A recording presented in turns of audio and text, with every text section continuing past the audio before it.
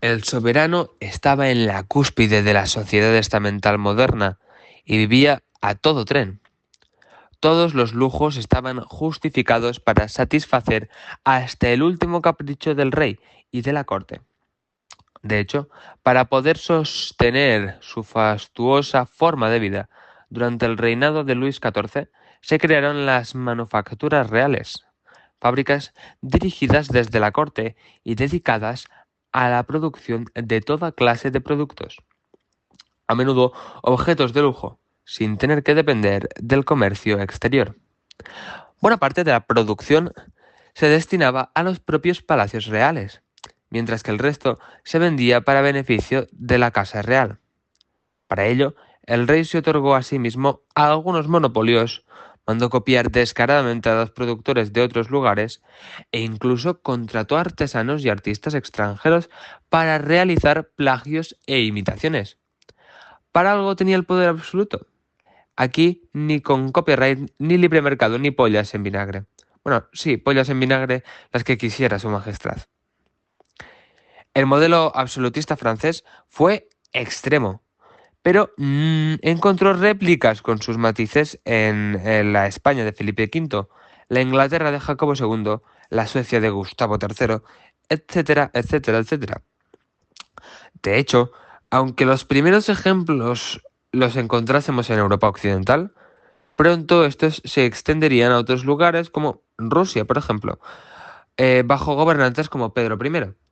Eso sí, debemos tener en cuenta que esto era solo el inicio del proceso. El auténtico absolutismo llegaría en el siglo XVIII, no XIX, con monarcas como Fernando VII, nada bueno sale de este señor, y de otros lugares como Rusia, Nápoles, Austria o Prusia.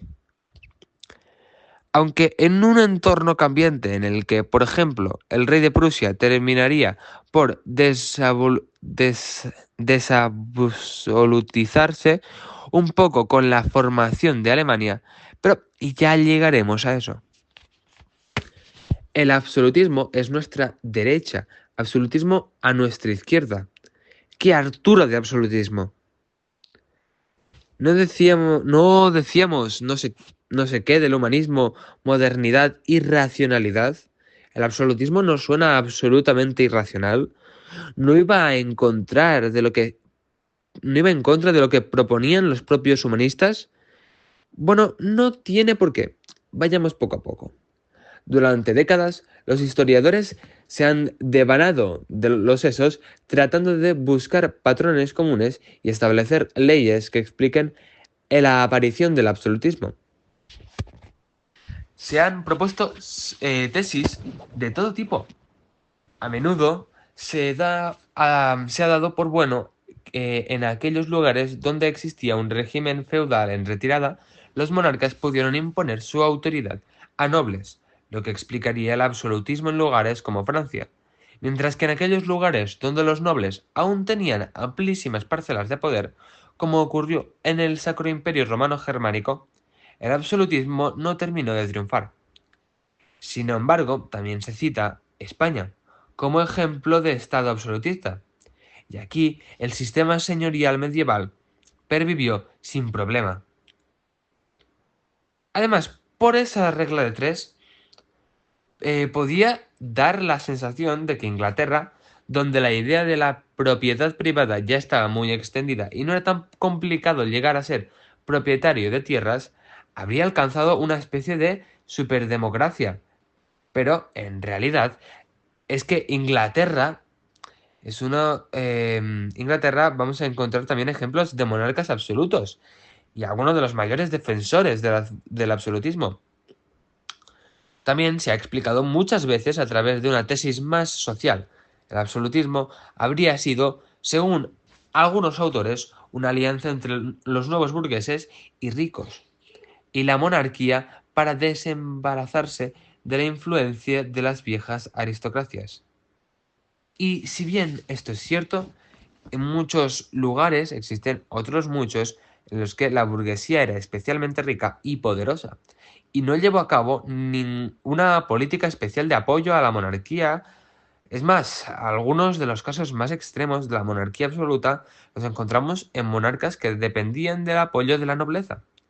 Por otra parte, también se ha hablado del absolutismo como una reacción contra las incipientes revueltas campesinas que empezaban a darse en distintos lugares. Es decir, una medida externa extrema adoptada por las clases privilegiadas para tratar de proteger sus intereses. Esta tesis tiene muchos visos de ser ganadora, aunque pueda parecer que se contradice con la anterior. También se ha intentado dar una explicación religiosa tratando de asociar el catolicismo absoluto y el protestantismo a otro tipo de monarquías, incluso algunas electivas. Sin embargo, aquí tenemos menos excepciones. Eh, tenemos excepciones gordas y no solo por parte de los ingleses. En definitiva, parece que ninguna explicación es aplicable a todos los casos, por lo que lo más lógico podría ser que el absolutismo fuera una conclusión a la que se llegó en muchos estados en un breve espacio de tiempo, pero con distintas motivaciones y desde distintos puntos de partida.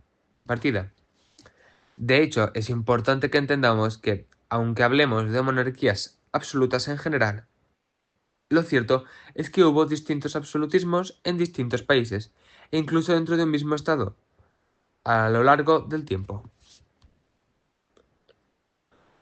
Ya que, por muy absolutistas que fueran, existían límites marcados por la cultura y los consensos de cada región.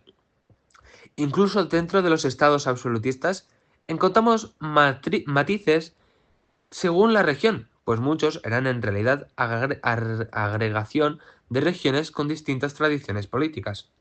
Por ejemplo, la monarquía hispánica era la unión de las coronas de Castilla, Aragón y Navarra, y durante un tiempo también la de Portugal. Reino Unido, la suma de Escocia, Inglaterra e Irlanda, y en esos tiempos Polonia estuvo unida a Lituania. Y cada una de estas regiones tenía sus propias tradiciones y conservó sus propias instituciones. De ahí que muchos historiadores hablen de monarquías compuestas. Matices, matices y más matices. Lo que nos gusta, lo que nos gustan las matices a los historiadores, pero si es que siempre son necesarias. La cuestión es que durante la Edad Moderna se configuraron más tarde o más temprano monarquías absolutas en distintos puntos de Europa, y esta construcción de los estados absolutistas vino acompañada de toda una teoría política y una justificación por parte de algunos de los más grandes intelectuales de la época, que no estaban desligados del pensamiento humanista ni de su contexto social, político, económico y cultural. Ya en el siglo XVI habían expuesto sus ideas el teórico del absolutismo Jean Bodin, que defendía esta como la mejor forma de gobierno, aunque el auge de las monarquías absolutas llegaría en los siglos XVII y XVIII. Debemos tener en cuenta que el siglo XVII ha sido considerado tradicionalmente como un siglo de crisis en Europa. Las revueltas campesinas que vimos surgir al amparo del movimiento protestante se extendieron más allá. Se produjo un sinfín de crisis diplomáticas y guerras, cuyo paradigma fue la Guerra de los 30 años, que fue del 1618 al 1648. Guerras de religión, conflictos derivados de la expansión colonial, etcétera, etcétera. A todo ello se sumaron además una serie de malas cosechas y hambrunas derivadas de ellas, en especial con la irrupción de la pequeña edad de hielo a mitad del siglo. En este contexto, muchos apostaron por un Estado fuerte, encarnado por el monarca, que debía tener cuantas competencias fueran posibles, para mantenerlo todo atado y bien atado, y garantizar así la seguridad y supervivencia de toda la nación. En la búsqueda de este ideal, el Estado encontró un fiel aliado en la religión. A fin de cuentas, algunas dinastías reales habían adquirido un carácter sagrado ya en siglos pasados. Un precursor en este campo fue Bossuet, de 1627 a 1704, que además de filósofo llegó a ser obispo y que afirmaba que el poder del monarca tenía un origen divino. Vamos, que el rey era rey por gracia de Dios y por tanto la propia figura del rey es sagrada. Otro teórico, Filmer, que vivió del 1588 a 1653, afirmaba que a fin de cuentas Dios dirigía el universo de manera monárquica y absoluta. Por tanto, era lógico que los humanos se organizasen también a imagen y semejanza de Dios. Ahora bien, ¿por qué este rey y no Paco el panadero? Pues, una vez más, porque la familia había sido elegida por la propia divinidad. Es más, Filmer fue más lejos y elaboró toda una genealogía que emparentaba a los reyes con Adán, además de con otros personajes de la Biblia, para legitimar su poder. Que también os decimos que si Adán era el padre de toda la humanidad, igual su razonamiento tenía lagunas, porque Paco, el panadero, también era descendiente de Adán y no era rey. Esta corriente de teóricos del absolutismo basada en principios religiosos encontramos casualmente a algunos monarcas. ¡Vaya hombre! Algunos reyes se convirtieron en grandes intelectuales, capaces de justificar su poder absoluto gracias a las sagradas escrituras. Fue el caso de, por ejemplo, Jacobo I de Inglaterra y IV de Escocia, que escribió The True Law of Free Monarchies in Basilican Dogon, dos obras en las que dejaba claro que los reyes no eran como el resto de los mortales, sino lugarnetientes del Dios en la tierra, y que si hacían algo mal, ya se encargaría Dios de castigarlos. No os rebeléis, súbditos míos, que todo lo que hago lo hago en nombre de Dios. Y si él no quisiera algo, ya me lo diría él mismo. Llegados a este punto, es posible que una duda ronde tu mente. ¿Qué hay de nuevo en todo esto?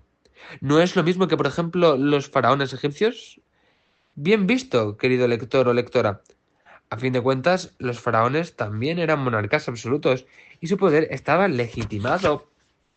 Proyectaba las sombras de los sirvientes que corrían... no, espérate, me he confundido, perdón.